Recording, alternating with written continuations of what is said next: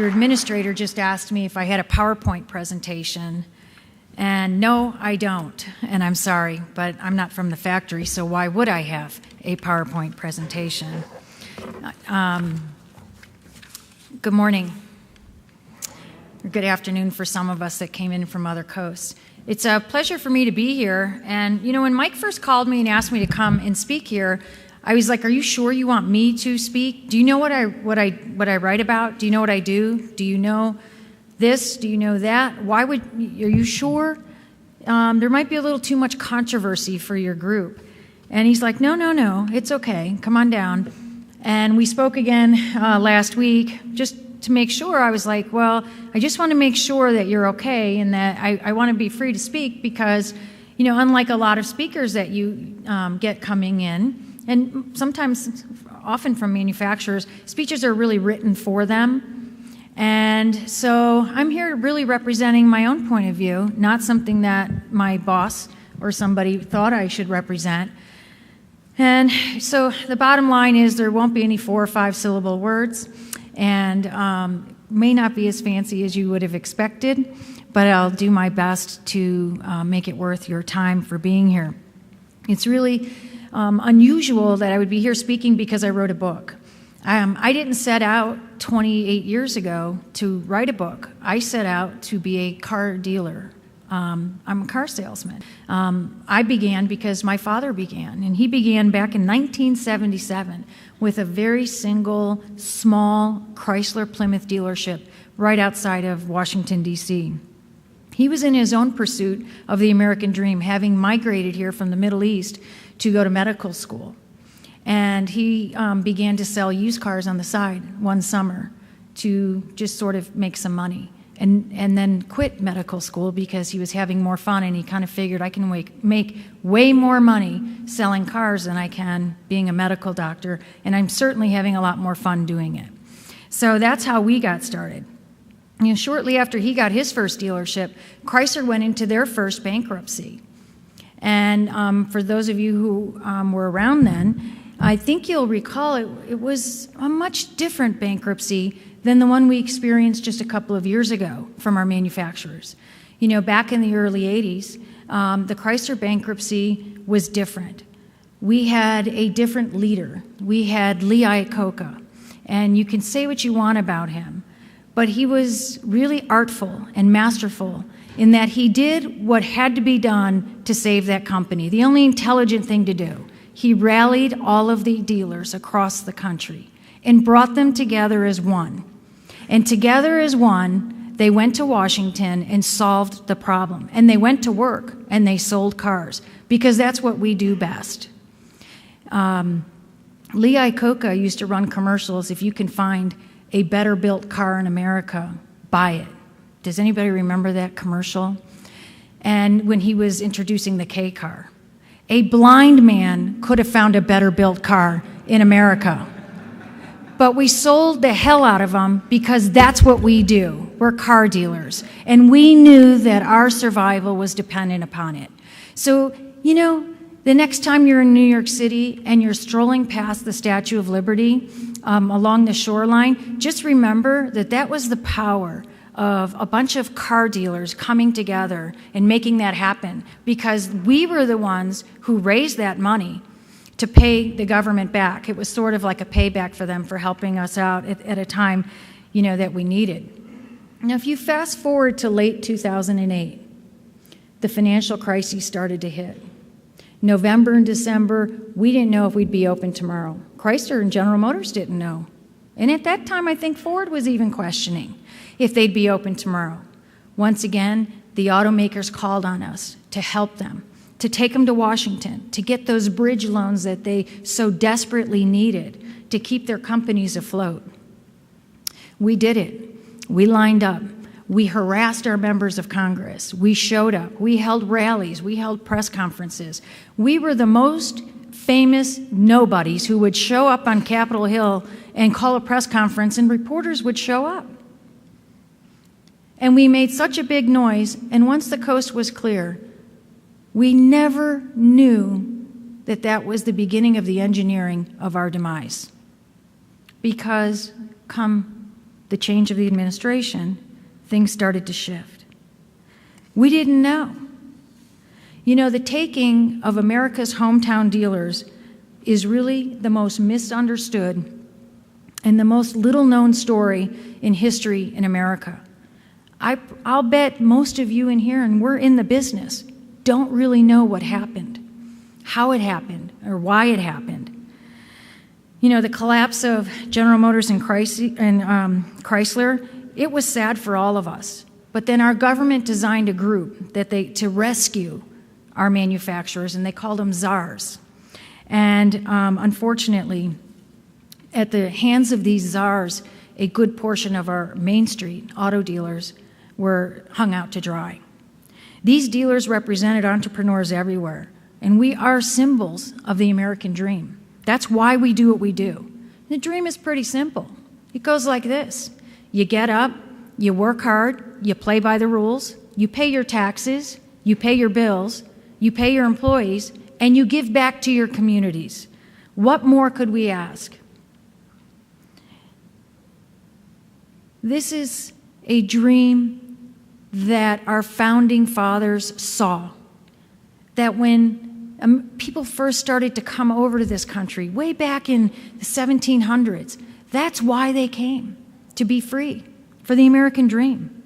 We live in the greatest country this world has ever known. What makes us so great and so wonderful is our divinely inspired Constitution. That's what should be guiding us. Unfortunately, it was that very same Constitution that our rights were horrifically violated from the get-go of this whole disaster. It seemed incredibly unbelievable to think that Congress was bypassed, that an administration could appoint czars for the sole purpose of bypassing Congress to set policy. 169,651 direct jobs were jeopardized for no reason. We woke up to Federal Express packages from our manufacturers that we represented for 30, 50, 70, as many as 90 or 100 years, telling us you have 26 days to close your business, or you can stay open, but you're no longer going to be a new franchise dealer. Oh, but by the way, you still have all your debt. All the cars that we forced you to buy in the last 5, 6 months, all those 9 and 12 and 18-month inventories of new cars, you'll have to sell them as used cars because we're not taking them back. The millions of dollars of parts that we had in our parts departments, they weren't taking those back either. And our mortgages, our employees, our employees' benefits, our communities, all of them were left hung out to dry. For what reason? What could they possibly gain by doing this? Our founding fathers knew that blessing our people with individual liberties not only was a gift to our nation, but that if you left men and women to their own enterprises, they would know better than anyone else, including government, what products to produce and how to sell those products and take those products to market. They knew that without economic freedoms, there'd be little or no room for political freedoms. The task force, the czars, their mistaken intrusion into the unilateral revocation of our property rights was astonishing, and it was uncalled for. And the bottom line is, Americans just don't act that way. While it might be fashionable in Cuba or Russia, things like that should not happen here in America. We all wanted our manufacturers to succeed. And, they would have succeeded in one form or another anyway. But unfortunately, we had to go to Congress to get that taken care of. I wrote this book, Outraged, to show the collapse of the American dream. I wanted to write a book from the dealer's perspective. Nobody heard from the dealers. Nobody. All anybody heard from was 5 Wall Street geniuses who called themselves czars, a couple of manufacturers, and God knows who else in the mix, but it certainly wasn't the dealers. At its heart, the story represents thousands of people whose lives were shattered. They were destroyed But on a larger scale, it portrays the power of people when you get together and you stand up for what you think is right. And for speaking up, not just standing up, but actually speaking up and not lying down and cowering and taking it. Together, we did stand up and we raised our voices. We said it's not right and we're not going to take it. Can you imagine building a business, putting your whole heart and soul into it, or your great-great-great-grandfather starting a business and handing it down, and then handing it down, and then handing it down? And the car business is not easy. Someone said we're dumb. I don't think we're dumb. I took offense to that, a little. If I had said we're dumb, you guys would have called me a bitch. But if a man said it, it's different, I guess. We are not dumb. We're very resourceful. We work hard. This is not a Monday through Friday 9-to-5 job. We make crazy sacrifices. We work 24/7. We go to work early in the morning. We come home late at night. We work holidays. We work nights. We work weekends. Name one other industry that is so present in community service. Name one other industry. It was incredible. Even worse, how would you like to die being called a reject? A poor performer. Because that's what they called us. They said we were rejects. They said we were poor performers. It was a lie. We weren't poor performers. We were profitable dealers. We had high customer satisfaction ratings, so high that we had all of the awards that the manufacturers bestow upon you when you accomplish these customer satisfaction goals. We sold lots of cars. We were profitable. It was all a big lie. I can't believe, you want to talk dumb. Dumb was the administration for not checking the information that his expert czars brought to them. They should have checked it out. We are not poor performers. You know, I got called, I received a call from NADA one day. It was about a week after we got our letter, maybe not even a week. And they said, hey, we need somebody to go and apply to be on the Unsecured Creditors Committee. I didn't even know what an Unsecured Creditors Committee was in bankruptcy court. Can you apply? I said, okay. This is like 9 or 10 in the morning. The app has to be in by noon. I was like, all right. And then if you get picked, you have to go to New York for an interview tomorrow morning at 8 a.m. I said, okay. So I filled it out, faxed it in. I got picked. I took a train to New York one night. I got there around midnight. They told me to go to some hotel. I went to some hotel, and I'll never forget it. It was all taped off security, and there was drugged people passed out everywhere and prostitutes everywhere. And I go to check in, and I'm like, I don't even know if I want to stay here. And I said, I'm here to check in. And they said, oh, our computers are down. We're doing night auditing. You have to come back at 2 a.m. I was afraid to leave the hotel. So I finally left and went to another hotel, and I'm like, man, you're not going to believe where I just was. I was at this hotel. There were drug people passed out everywhere. There were prostitutes. People were smoking. They were drinking in the street and everything. No wonder why this city's so messed up. They let people do stuff like that here. And they said, no, that's Nicolas Cage. He films a movie every night in the middle of the night when the streets are closed. And so that's what it was. So I felt a lot better about that anyway. So the next morning I went to this interview, and it was just like American Idol. There's this huge ballroom in this big hotel in New York City, and you're all lined up, and they bring you in one by one, and they interview you. It's an entire panel of government from the Treasury Department. So I got interviewed. I never thought I would be picked. I'm not a lawyer. I'm not even a good accountant. I'm just a car salesman. And I got picked. And immediately we had to go to court. Before we went to court, they put us in a room. They put a couple of law firms in there and said, here, we're going to pay for you to have an attorney. I'm like, you're going to pay for my attorney to represent me? That sounds like a deal. So I could pick the attorney. And then they told me, you need an FA. I said, what's an FA? They said, you need a financial advisor. I said, oh, that's great. Here's 3 of them. You interview them quickly, pick one, you got to get to court. So all 9 of us, it ended up being 11 on the Unsecured Creditors Committee, went to court. And we were there. I had no idea I was going to be there for 6 weeks.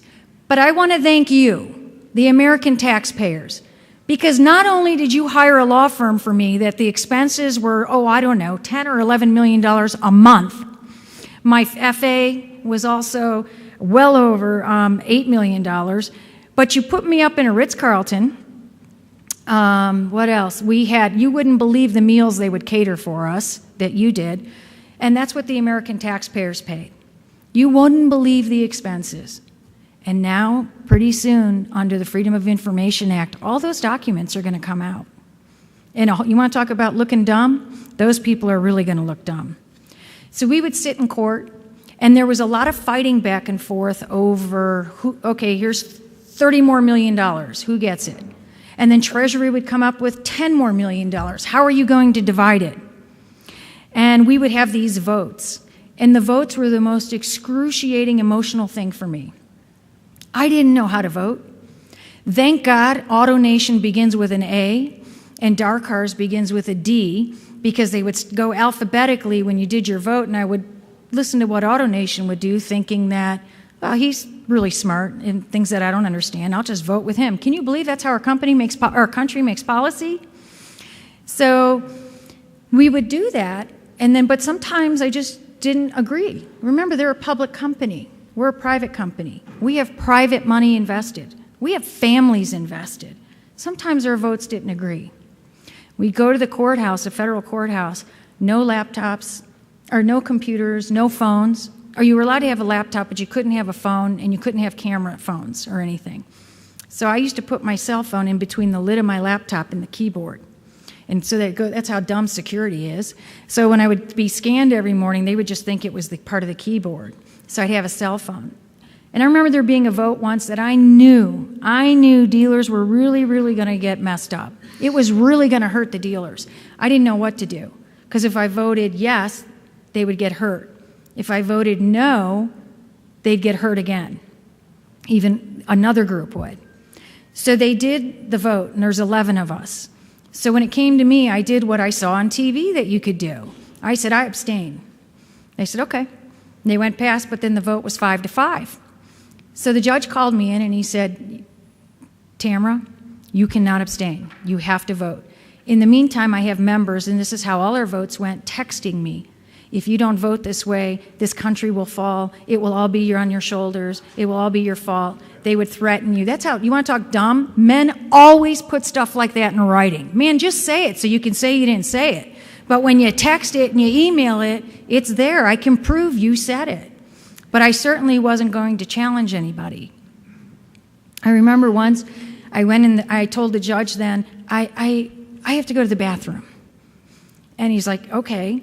So I went in the bathroom and I called my father, and I was so distraught. And I said, Dad, this is happening, that's happening, I don't know how to vote. If I vote this way, all these people are going to get hurt. If I vote that way, all those people are going to be hurt. Judge said no abstaining. I got to vote. What should I do? He said, Dammy, I'm not allowed to talk to you about this. What you got to do is calculate at this point the least amount of number of people who will get hurt and just vote that way. So that's how I voted, and I continue to do that. In the court, you would see executives from, this was Chrysler Bankruptcy Court, get up on the stand, and they go, I swear to tell the truth, the whole truth, nothing but the truth, so help me God. And what they told was everything but the truth, the whole truth, and nothing but the truth. And I think in a lot of cases, the questions that they answered, I'm not sure that they were lying. I think they just didn't know. Why would a CEO of a company, when a lawyer asks him when he's on the stand, how many dealers do you have in the United States? Why should he know? I'll bet the guy who took his place at Home Depot knows how many franchises he has across the country. How many Home Depot franchises? I couldn't believe it. Here's a guy, and we wonder why we have problems keeping this manufacturer afloat. He doesn't even know how many dealers he has across the country. We're going to save $2.6 billion a year. That's the story. And they stuck to it. General Motors was 2.6. I think Chrysler was 2.2. Something dumb. $2.6 billion a year by shutting down these dealerships. The judge said, okay. Nobody ever asked him, show me how. When it was the dealer days to testify, that's what really got me to take this a little bit further, and that really sparked my passion. These were men and women. There were 2 men who testified that I know grew up in this business with my father. These are grown men. They did nothing wrong. They played by the rules. And they're on a stand begging for their lives back. All we wanted was, in a 363 bankruptcy, I didn't even know what that was 3 years ago. I didn't even know I didn't really understand bankruptcy. But in this surgical bankruptcy, there's a little clause. There's a little clause in the contract that says you're excused from executory contracts. And the Karzars convinced the judge that franchise agreements were executory contracts. So just like a lease on a fax machine, you could just throw them away. And that's how we got into the situation that we were in. You know, the whole bankruptcy was really like a cartoon.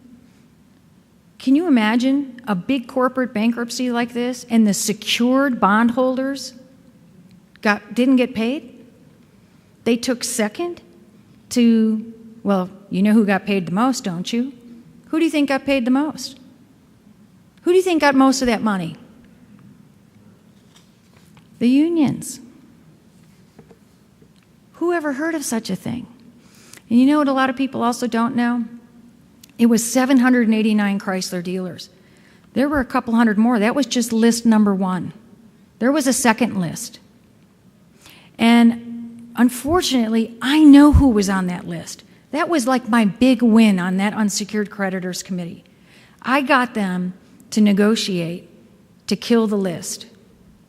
Please kill the list. That's why you should have given me something I could move. Otherwise, I'm going to, please kill the list. And they had to.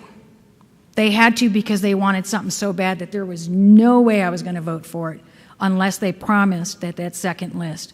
Now, the irony is a lot of those dealers who were on the second list actually benefited from this. And they at one point were in the same position we were, rejected, poor performers. It's so ironic. And I'll ask you, which one of you in all of your businesses is making more money with a couple thousand less dealerships across the country? Which one? Anybody? Is anybody in here making more money because there's a couple thousand less dealers across the country? How about those of you who run auctions? I think I was told there's 175 independently run auctions. About how many more cars will you sell in your auction if 100 buyers show up versus 200 buyers? It's pretty simple math. And in a free enterprise society, in the United States of America, our American dream should be dependent upon the consumer deciding, America deciding. It should never be left to government, not in our country, to decide who wins and who loses, who stays and who goes. The market is supposed to decide in free enterprise. If there's 3 dealers in a town, if the consumer will decide who stays and who goes. If you don't take care of your customer, you won't be around. But in the meantime, you're employing people. We're the only source of income for our manufacturers. I spoke with Jack Fitzgerald, who's another dealer that worked with me. He said, Tammy, when you're done with New York, come on back because the judge isn't going to do anything.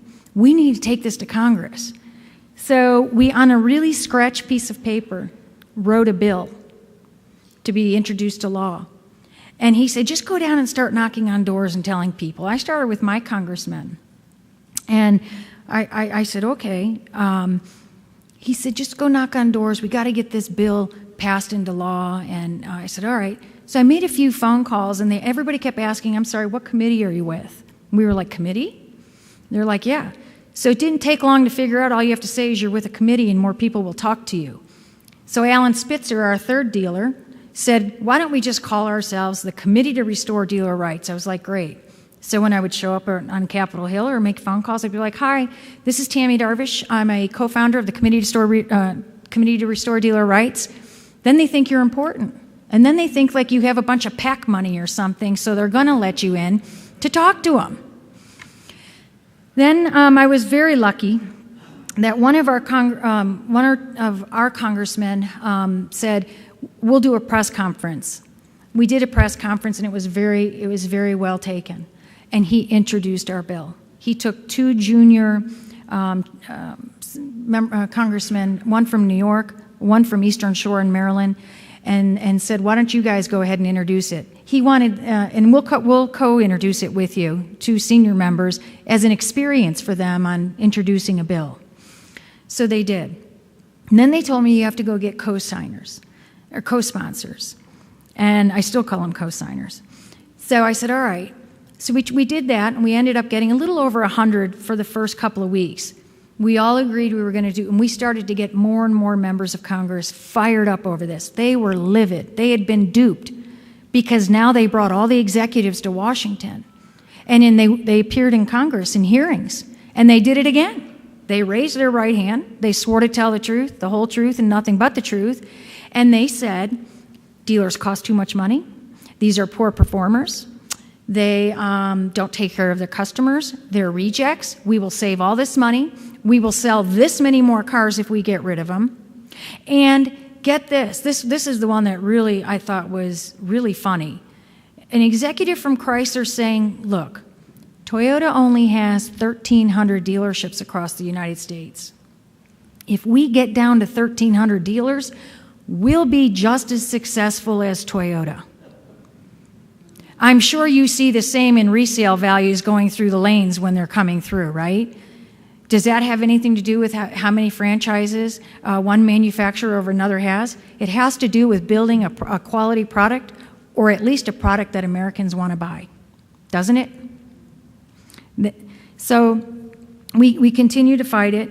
And they said, why don't you get some dealers to fly in? Now, at this time, I had built an entire database because dealers kept contacting us. Anytime a television station called, heck yeah, we're going to talk to you. When all of our other people who were supposedly fighting on our behalf would go and hide, we're going to talk to you. Of course we're going to talk to you. So we built a database of dealers across the country. And then I got a hold of a manual. There's actually a book of every single member of Congress.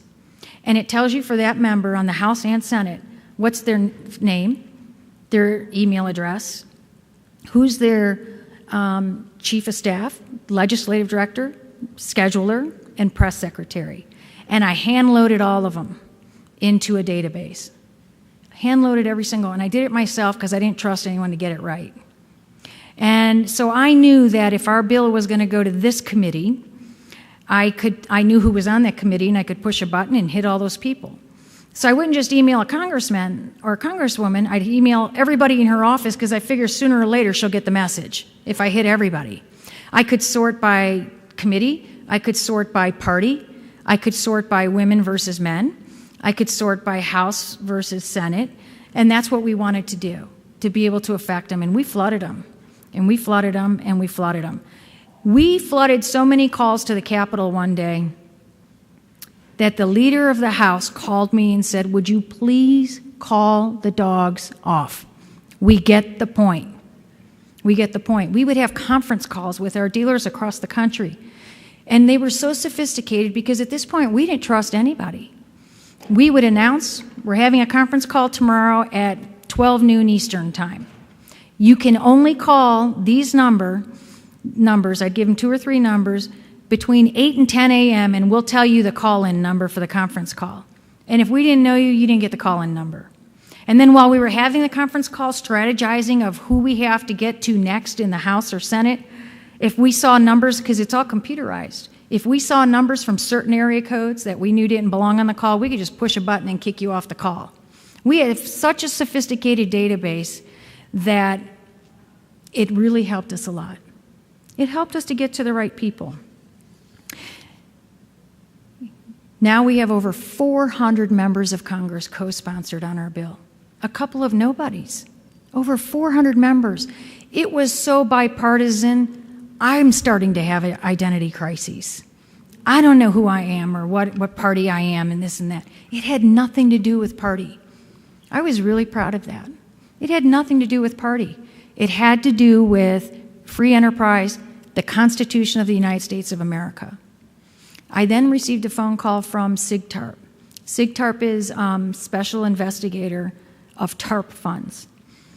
Senator Kennedy headed up that whole committee. The only person that the investigator reports to is the president, actually.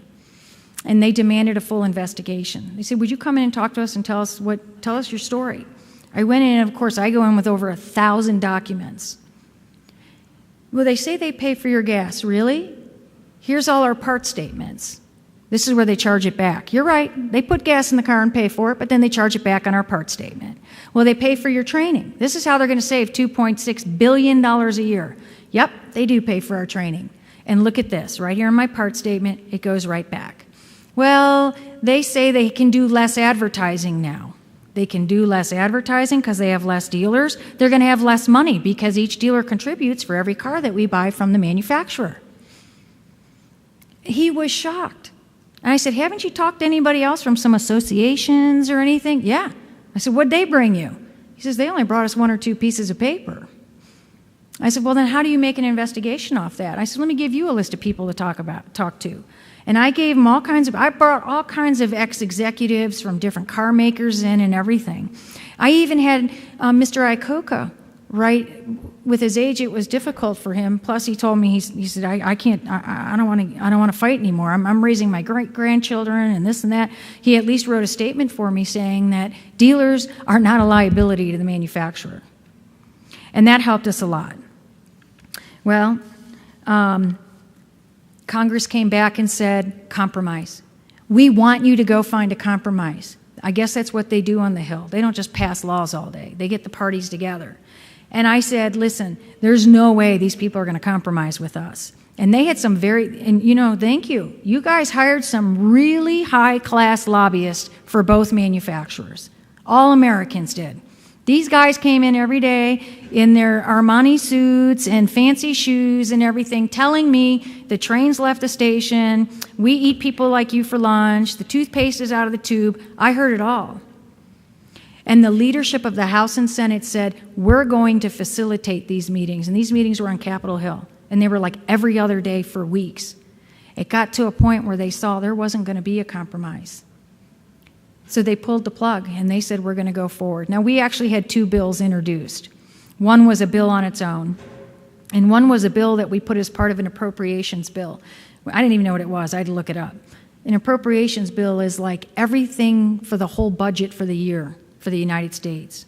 And there was a congressman, Steve LaTourette from Ohio, who had the foresight that if you can get this buried in the middle of that whole appropriations bill, they can't turn it down when it goes to vote. If they do, they turn down all the other 2,000 things in that appropriations bill, and they can't afford to do that.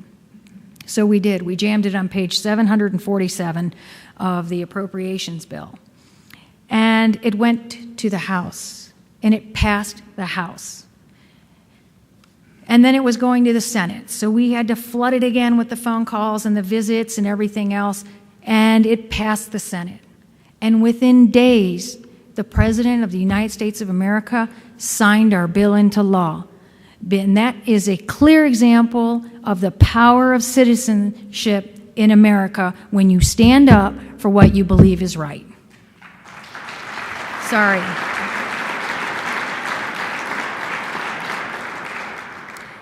I'm sorry. I get so emotional over this. So the bill's passed, but the bill, through compromise was written that it's not like you just get your dealership back. You had to go to arbitration to prove you had the credit lines.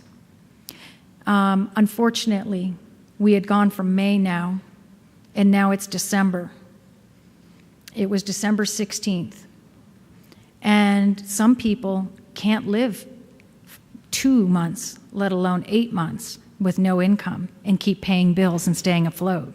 Floor plan lines were almost impossible, if you remember, back in 2009, to just show up and say, hey, I'd like to get a new floor plan line. It was very difficult. I really felt defeated when we couldn't save every dealer at first. But in my mind, if we just saved one dealer, it was worth it. It was really, really worth it. General Motors came back and said, listen, anybody who can get their credit line, their floor plan lines and this and that, we're just going to give them, forget the arbitration. We're just going to give them the dealerships back. Very generous of them at that point. Very, very generous. I even got our General Motors dealership back. Chrysler said, see you at arbitration. I actually attended the first Chrysler arbitration. It was down in Orlando, Florida. And I saw something that I hope in my lifetime I never, ever see again. This arbitration, December 16, the law passes. For the first time, and it could just be in the 28 years that I've been in the business, our manufacturers worked Christmas week. And they gifted dealerships all across the country and hurried and had dealer agreements signed by new dealers. Forget that the president and CEO, with his hand to God, swear to tell the truth, the whole truth, nothing but the truth, said too many dealers, too much money, poor performers, rejects. But if we ever decide to go back into those markets, we'll go right back to the original dealers and give them their dealerships back. They didn't do that. They gave them to other people. They gifted our franchises for free to other people. People right next door, people across the street, to our competitors. I can tell you that within 15 minutes of our name popping up on the internet at our Chrysler, one of our Chrysler stores that got rejected because we're poor performers, the service manager from a dealership down the street was in my service department recruiting our technicians. And I thought that was bad enough. But what I saw at this arbitration was even worse. The manufacturer actually got dealers to show up and testify against other dealers who were fighting for their lives. And shame on them. We're all in this industry together. Whether you're selling new cars, used cars, wholesale, retail, aftermarket products, internet products, third-party leads, we're all in this industry together.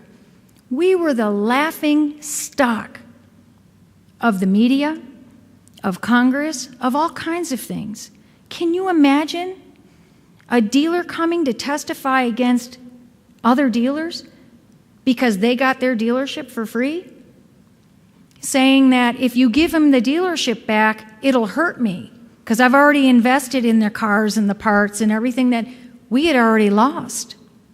I was just shocked. I think that that is really, really bad. It's inexcusable. I won't say it's unforgivable because I wouldn't want to carry that burden on me. Some people will have to answer to a higher power than us.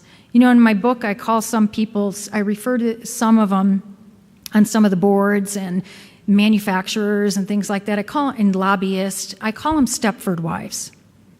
And I refer to them as Stepford wives in my book.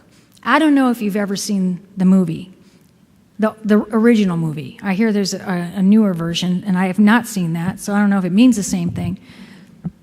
But these were people who were programmed to think a certain way, programmed to speak a certain way, programmed to act a certain way, programmed to believe certain beliefs.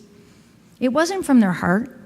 They were paid to go in and say, we have to get rid of these dealers, or we have to do this, or whatever. They're paid. They're Stepford wives. I'm talking about real people who were fighting with real passion and from their hearts up against a bunch of people who were highly paid, mostly by the federal government, to take private businesses away. How could that happen in America?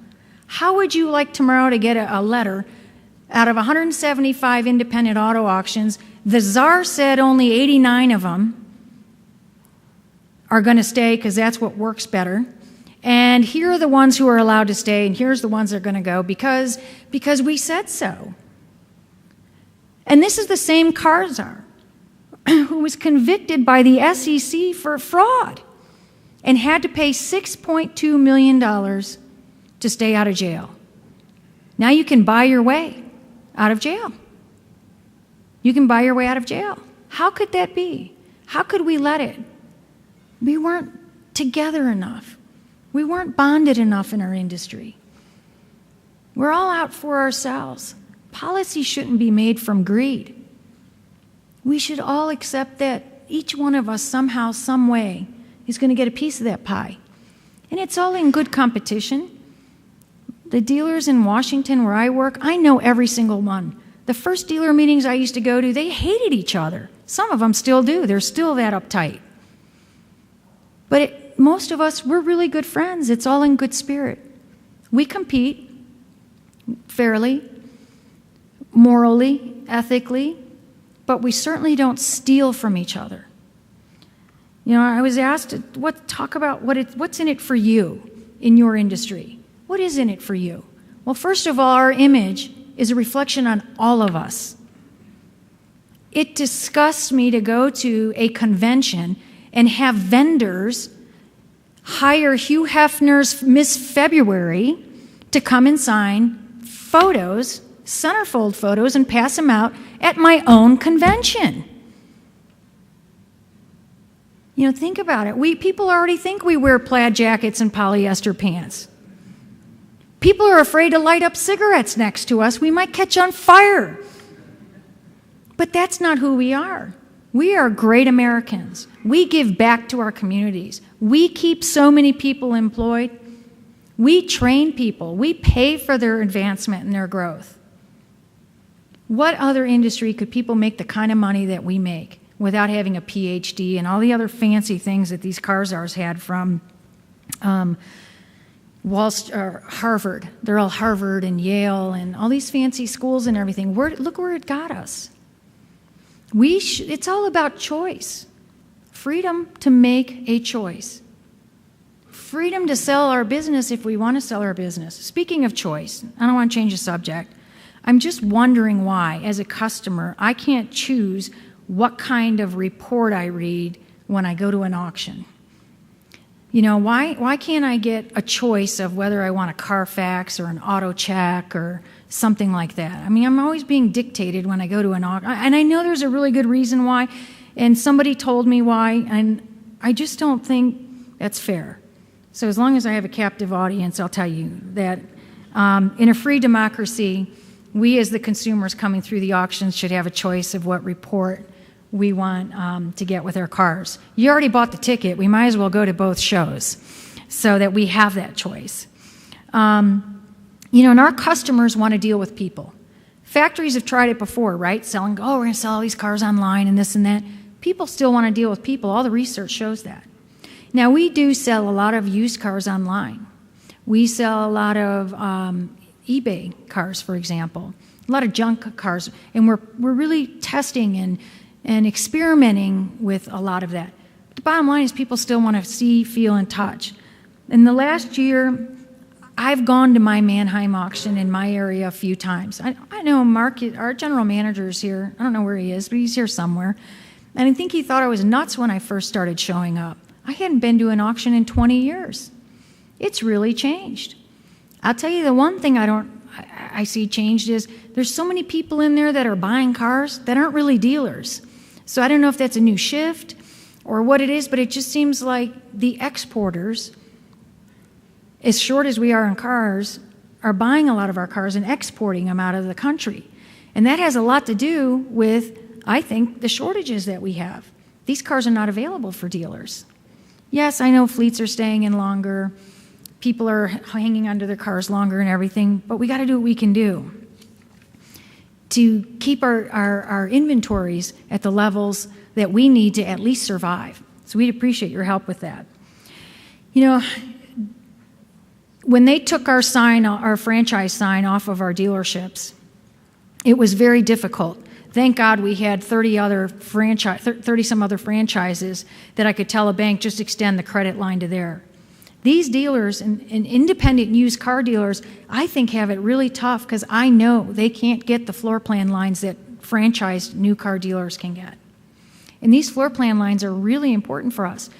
Over 80% of the cars we buy, we immediately put on a floor plan for nothing else until we get it shipped into the dealership and then pay them off or whatever.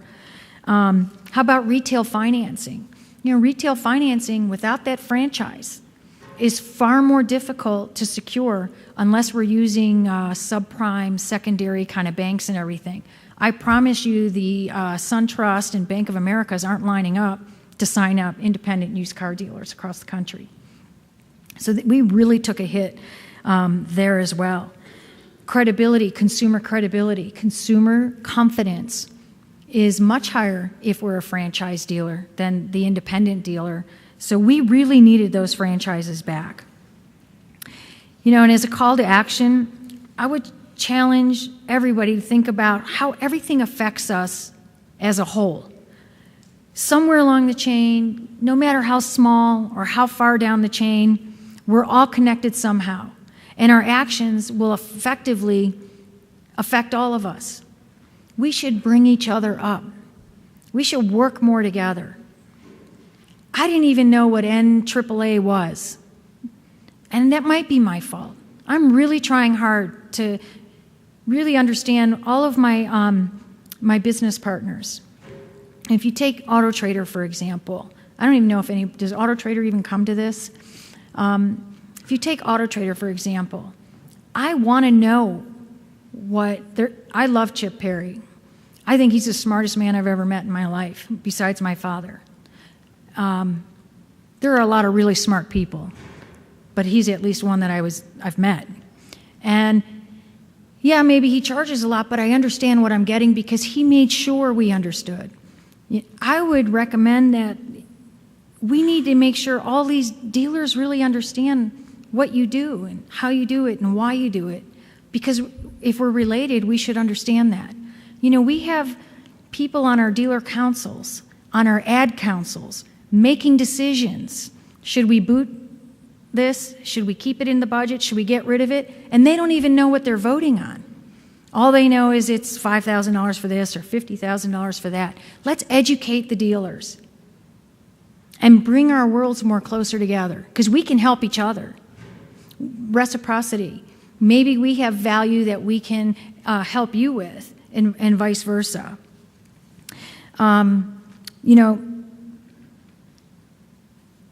There's some new people trying to enter our worlds and third-party type companies. And I've actually been working very closely with one of them. And I asked him, listen, I don't do business with many third-party companies. I certainly don't do business with them. And I have no intention of ever, even if it was free, doing business with them. I said, but do me a favor and do our industry a favor. You don't need to build a national campaign around how the car dealer does you wrong, so come to us and we're going to save you. Because that hurts every single one of us. Go out there and tell the consumers, we're going to help bridge you between your decision making and choosing what dealer to do business with. You don't need to tell them that car dealers do you wrong and you're going to get screwed. So if you pay us $3.99, we're going to get you to an ethical dealer. 99.99% of us are ethical. We wouldn't put tens of millions of dollars behind our facilities and our land and everything just to go out and take advantage of people. Some do, but you're talking about the very, very smallest percentage of it. I was reading in a brochure you have here, Advocacy in Action, NAAA Advocacy in Action, and I don't know how many of you participate in that. I cannot tell you how important that is. It's very unfortunate. I think our members of Congress should answer to us because they're supposed to report to us, but we need to have a voice in Washington. So no one told me anything about this. I don't even know who runs it, but I can tell you some way, somehow, you should be contributing to something that you're having a voice in Washington. If nothing else, make your own phone calls and show up for the town hall meetings that your members of Congress do, because the power of citizen activism is just a force that nobody can ever reckon with. In closing, I come here probably with some controversy. I'm sure you had a speaker yesterday, he's probably the president of my fan club, who really thought, oh my God, what is she going to say? My conscience is very clear. While we drove some people nuts, I know from the bottom of my heart that every single thing, every move we made was for the protection of our industry and of the American people. Because today it's our industry and tomorrow it could be another. And I could sum up my motivation really by quoting to you something that Ronald Reagan said. Well, first, people used to always tell me, Tammy, you just have to learn to be a better politician. Because I show up to a board meeting or to a meeting, and if someone asks a question, I'm going to voice my opinion. I don't know why do people want to go sit in meetings all the time and not have anything to say? You tell me I have to be a better politician. I don't want to be a politician. I'm going to read you something I printed this morning because I just didn't want you to think I made this up. If you go to Webster's is a dictionary that's written for our country, and you look up the word politician and we wonder why we have problems, let me just read you the definition of politician in Webster's today. Seeker or holder of public office who is more concerned about winning favor or retaining power than about maintaining principles. That was definition number one. Here's the second. A person who seeks to gain power or advancement within an organization in ways that are generally disapproved. What does that teach our next generation? What does that teach? I will never, ever want to be a better politician. I just want to be a car salesman, that I'm free because I live in the United States of America and I have a voice and I will use it and I don't care who that makes crazy. That's what we're here to do. Ronald Reagan said at his inauguration, let us be sure that those who come after us say of us during our time, we did everything we could. We finished the race. We kept the faith. And most importantly, we kept them free. And if you don't like this position or you disagree with it, that's fine. I'm happy to sit and talk to you and sell you on my own idea. But I'll end you with this. I make no excuses. In the words of a very, very, very famous woman, her name is Stephanie Joanne Angelina Germanata, a.k.a. Lady Gaga. And she says, baby, I was born this way. Thank you very much.